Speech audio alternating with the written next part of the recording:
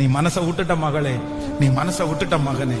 ஆண்டவரே, இதுவரைக்கும் என்ன காத்திருக்க பண்ணினீரே, இதுவரைக்கும் எனக்கு நடக்கலையே. யாராருக்கெல்லாமோ நடந்துச்சு, உங்களை சுத்தி இருக்கிறவங்களுக்கு நடந்துச்சு, உங்க சொந்தக்காரங்களுக்கு நடந்துச்சு, நீங்க ஜெபிக்கிறவங்களுக்கே நடந்துச்சு, நீங்க சொன்னவங்களுக்கு நடந்துச்சு, உலகத்தானுக்கு நடந்துச்சு. ஆனா எனக்கு என்ன பதில் சொல்லுவேன்? நான் எப்படி அந்த சொந்தக்காரங்களுக்கு முன்னாடி நான் நிப்பேன்?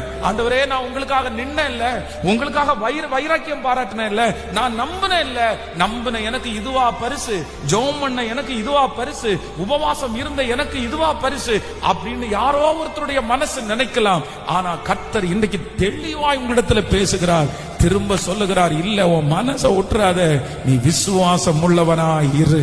மகிமையின் தேவன் வாக்கு கொடுக்கிறார், உன்னுடைய விசுவாசத்தினால் அற்புதங்கள் நடக்க போகிறது. நம்பிக்கையை இழந்திராத, அந்த தடைகள் மாற போகிறது. மகளே, மகனே, அந்த விசுவாசத்தை இழந்திராதீங்க. நீ விசுவாசம் உள்ளவளாயிரு.